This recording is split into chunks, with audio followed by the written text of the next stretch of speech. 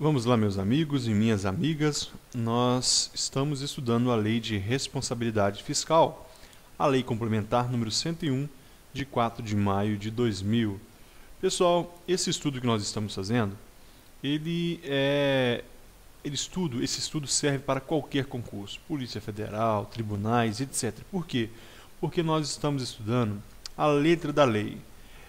Às vezes eu pego aspectos de outras leis que falam do orçamento, a lei 43, se não me engano, 4320. Ainda eu falo, muitas vezes eu pesquiso algumas decisões. Então, por isso, ela é uma lei que você pode utilizar para qualquer concurso. Todo concurso que cair a lei de responsabilidade fiscal, esse estudo que nós estamos fazendo, ele está de acordo. Então vamos lá, artigo 17, onde nós paramos. Da despesa obrigatória de caráter continuado. Nós já falamos algumas vezes sobre ela, mas agora a especificação da própria lei. Considera-se obrigatória de caráter continuado a despesa corrente derivada da lei, medida provisória ou ato normativo que fixem para o ente a obrigação legal de sua execução por um período superior a 2 exercícios. Então, pessoal, preste atenção. Despesa de caráter continuado é a despesa corrente, aquela utilizada para manutenção da máquina pública. A despesa corrente do exercício derivada de que lei, olha, não é somente lei em sentido estrito, mas também a medida provisória, que tem força de lei, e ainda ato administrativo normativo. Existem os atos administrativos que não são normativos, não geram obrigações, e existem os atos administrativos normativos. Nós temos vários, e não só então a lei. Então, nós temos a lei, medida provisória e ato administrativo normativo, que fixem para o ente a obrigação legal de sua execução por período superior a 2 exercícios. Se o período for até 2 anos, forem apenas 2 anos, 2 exercícios, não será considerada despesa criada de caráter continuado. A despesa para ser de caráter continuado deve ser superior a 2 exercícios. E toda despesa corrente que derive de que? Lei. Uma lei fixou uma despesa, uma medida provisória fixou uma despesa, ou um ato administrativo normativo, uma portaria, uma resolução e etc. Fixou uma despesa por um período superior a 2 anos, é uma despesa obrigatória de caráter continuado. Parágrafo 1º. Os atos que criarem ou aumentarem despesa de que trata o caput deverão ser instruídos com a estimativa prevista no inciso 1 do artigo 16 e demonstrar a origem de recurso para o custeio. Pessoal, isso é regra na administração pública, isso é regra em gestão pública. Deve ter o quê? A estimativa prevista no inciso 1º do 16. O que fala lá? LOA, Lei Orçamentária Anual, a estimativa de previsão da Lei Orçamentária Anual. E ainda demonstrar a origem de recursos para o custeio, de onde virá a receita que vai financiar essa despesa. Isso é regra básica. Deve estar de acordo com as regras de estimativa da Lei Orçamentária Anual e ainda demonstrar a origem do recurso para o custeio. Isso é qualquer despesa, deve demonstrar a fonte de custeio. Parágrafo 2º. Para efeito do atendimento no parágrafo 1º, o ato será acompanhado de comprovação de que a despesa criada ou aumentada não afetará as metas de resultados fiscais previstas no anexo referido no parágrafo 1º do artigo 4º, devendo seus efeitos financeiros nos períodos seguintes ser compensado pelo aumento permanente de receita ou pela redução permanente de despesa. Então, no parágrafo 1º, lá fala da estimativa de receita e da fonte de custeio, que são obrigatórias. Então, isso deve ser acompanhado para esse efeito de estimativa de receita e da fonte de custeio. O ato será acompanhado de comprovação de que a despesa criada ou aumentada não vai afetar as metas de resultados fiscais. Eu disse que haviam dois anexos na LDO. O anexo de metas fiscais e o anexo de riscos fiscais. Então, aqui nós estamos falando do anexo de metas fiscais. Haverá a previsão, a estimativa, as metas a ser alcançadas em relação ao fisco. Então, elas não podem ser violadas, não podem ser afetadas. E isso deve ser comprovado aqui, devendo seus efeitos financeiros, olha aqui, devendo seus efeitos financeiros nos períodos seguintes ser compensados. Os efeitos financeiros devem ser compensados por quê? Aumento da receita ou redução permanente de despesa. Deve-se compensar esse gasto, deve-se compensar essa despesa aumentada ou essa nova despesa. Como? Com o aumento da receita. Uma nova receita deve surgir ou deve-se reduzir permanente uma despesa.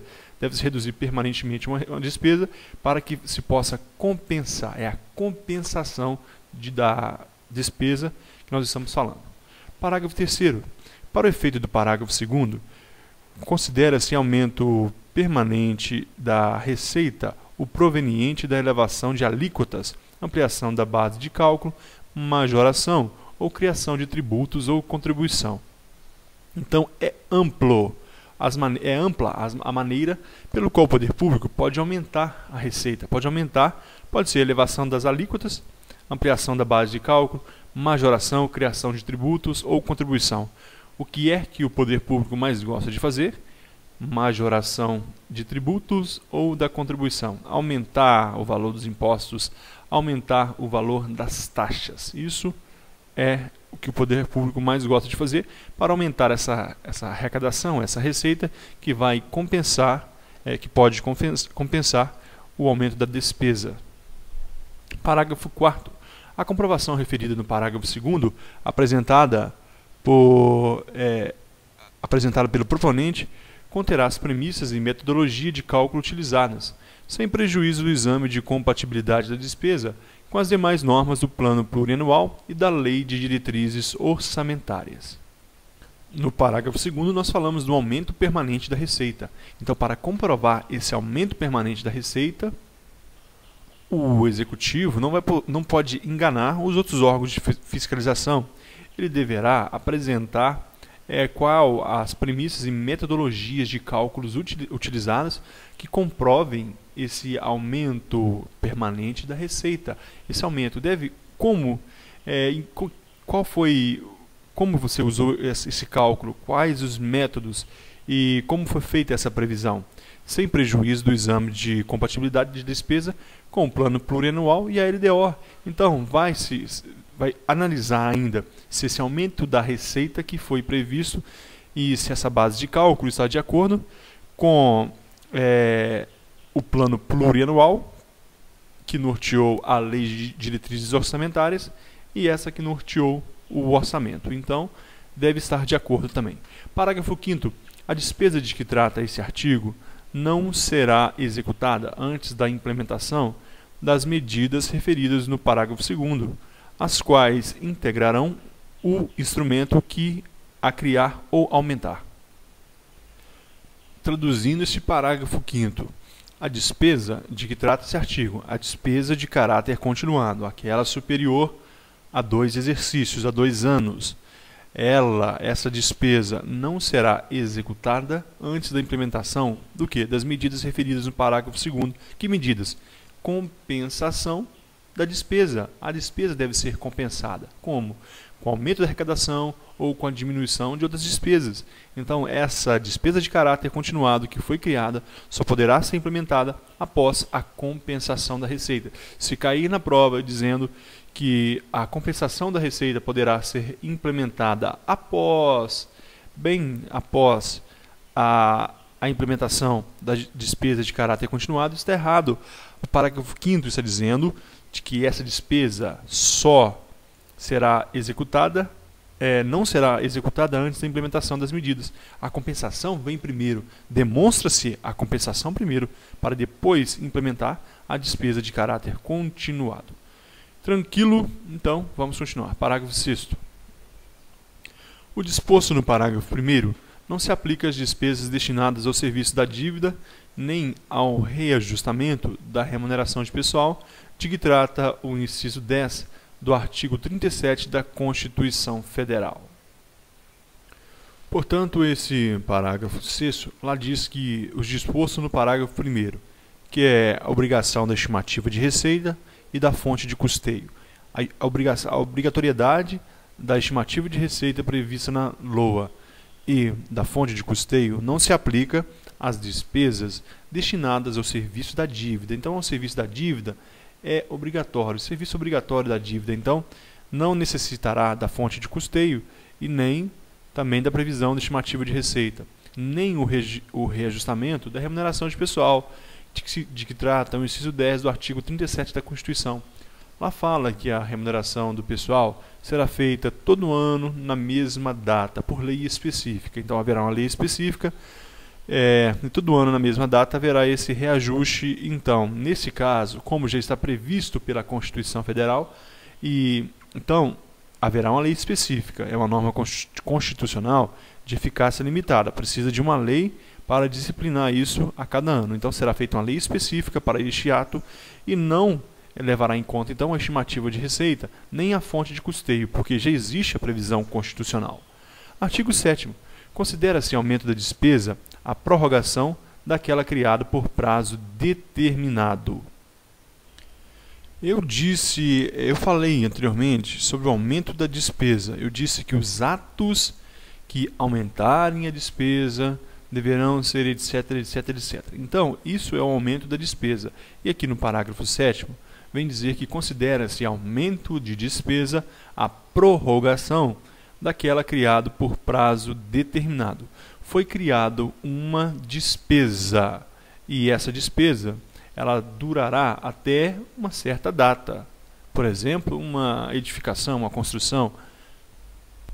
E essa execução dessa obra, ou da prestação de serviço, ou do fornecimento de bens, durará o prazo de 2 anos, ou 2 exercícios. Após findou aquele exercício, não concluiu a obra, a despesa deve aumentar ainda por alguns meses, foi prorrogada. Então, essa prorrogação considera-se aumento de despesa. O aumento da despesa, então, aquela prorrogação de uma despesa anteriormente fixada por prazo determinado. Foi determinado até o ano 2015, mas não deu para concluir, então prorrogou-se até 2016. Exemplo, né? Novo assunto agora. Definições e limite das despesas com o pessoal. Para os efeitos dessa lei complementar, entende-se como despesa total com o pessoal. Só um instante. Despesa total com o pessoal.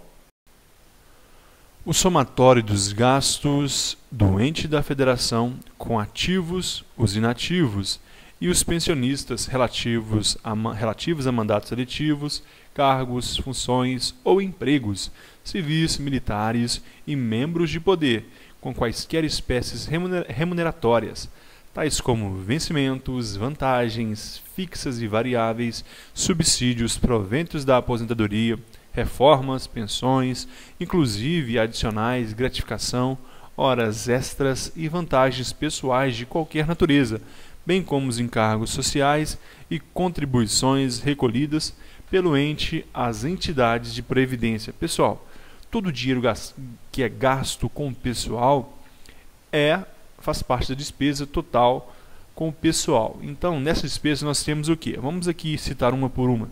Os gastos com os entes da federação, os gastos do ente da federação com os ativos, aqueles que estão trabalhando. Quais entes da federação? União, estados e municípios. Inativos, isso pode ser os aposentados, pensionistas, aqueles que estão em licença médica, aqui eu já falei, os pensionistas, relativos a mandatos eletivos, quaisquer vereadores, qualquer prefeito, presidente, governador, cargos, aqueles que são providos através de concursos públicos, funções, que é um gênero do qual o cargo exerce uma função, O empregado exerce a função, o efetivo exerce a função é um gênero do qual há várias espécies. Os empregados são aqueles regidos pela CLT, empregados públicos, exemplo, o funcionário da Petrobras, civis, os comuns, trabalham na área da saúde, trabalham na educação, os militares, existem os militares dos estados, que são corpos de bombeiros e polícia militares, e os militares da União, Exército, por exemplo, e de membros de poder legislativo, judiciário, até mesmo o poder executivo, com quaisquer espécies remuneratórias. Pode ser adicionais, pode ser gratificação, como a gente viu, quaisquer espécie. Existe o subsídio, que é aquele salário seco, o salário base, e aqueles outros acréscimos são somados, formam a remuneração. Tais como, então, quais são esses acréscimos que se tornam remuneração? Vencimentos e as vantagens, pode ser fixa, são permanentes, variáveis, que são temporárias, subsídios, que eu falei, aquele salário seco, proventos da aposentadoria, que são o salário do aposentado, chama-se proventos, os proventos da aposentadoria, reformas, pensões, inclusive adicionais, adicional por serviço noturno, adicional por insalubridade, gratificações, horas extras, vantagens pessoais de qualquer natureza, bem como os encargos sociais e contribuições recolhidas pela ente às entidades de previdência. Então, aquele recurso também destinado recolhido para os órgãos de previdência, INSS, também faz parte da despesa total com o pessoal. Então, isso também, atenção, dê uma lida novamente, pause, dê uma lida, porque isso cai em prova. Mas é um assunto fácil de entender, tranquilo. Parágrafo 1º. Os valores dos contratos de terceirização de mão de obra que se referem à substituição de servidores e empregados públicos serão contabilizados como outras despesas de pessoal. Esse parágrafo 1º, pessoal, ele se enquadra melhor no tema gestão pública, porque lá fala, contabilidade pública, melhor dizendo, porque na contabilidade existe o lado ativo, o lado do passivo, o lado do patrimônio líquido. Então, outras despesas de pessoal seria lá no passivo. Existem as despesas comuns, as despesas com pessoal, as despesas de caráter continuado, e existe a categoria outras despesas de pessoal. Então, a Lei de Responsabilidade Fiscal trouxe aqui para essa subcategoria de passivo outras despesas de pessoal, que os valores dos contratos de terceirização de mão de obra. Então, aqueles contratados de mão de obra, eles que se referem à substituição de servidores e empregados públicos, serão então classificados como outras despesas de pessoal. Como a Lei de Responsabilidade Fiscal veio trazer isso, então é bom a gente memorizar. Parágrafo 2º. A despesa total com pessoal será apurada somando-se a realizada no mês em referência com as do 11 imediatamente anteriores, adotando-se o regime de competência. Existe, pessoal, na contabilidade pública, dois regimes a ser observados: regime de caixa e regime de competência. Então, regime de caixa e competência. Portanto, o regime de caixa e o regime de competência. A despesa no regime de caixa, ela considera-se despesa no regime de caixa aquela que vai ser registrada no momento do recebimento. Então, esse é o regime de caixa. No momento em que chegou aos cofres públicos aquela despesa,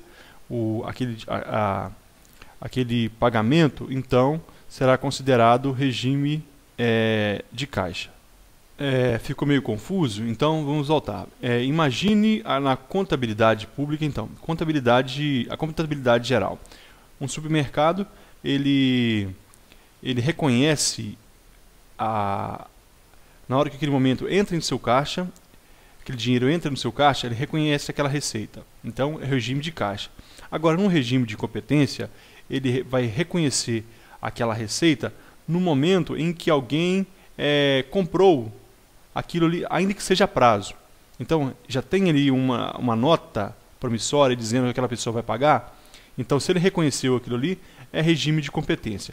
O regime de caixa, ele prevê, é somente na hora que chega o dinheiro nas suas mãos. E já o regime de competência não. Ele vai reconhecer aquela receita no momento em que ele fez aquele negócio. Então, essa diferença é básica de regime de caixa e regime de competência. E aqui no parágrafo 2º vem dizer que a despesa total com o pessoal será apurada somando referência com os 11 dos 12 imediatamente anteriores, adotando-se o regime de competência. Então, o regime utilizado aqui não vai ser o de caixa, será o regime de competência. Como será isso? Ele vai reconhecer a despesa no momento em que ela foi empenhada, no momento daquele ato emanado da autoridade pública que autorizou aquela despesa, então ela já será reconhecida. Isso é o regime de competência. Então, a despesa total com o pessoal será apurada, realizada no mês em referência, com as dos 11 imediatamente anteriores.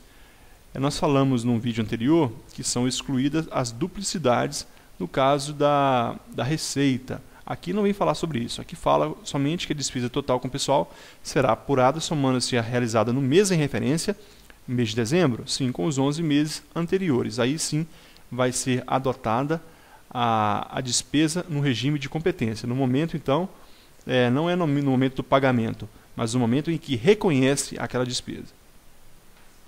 Artigo 19.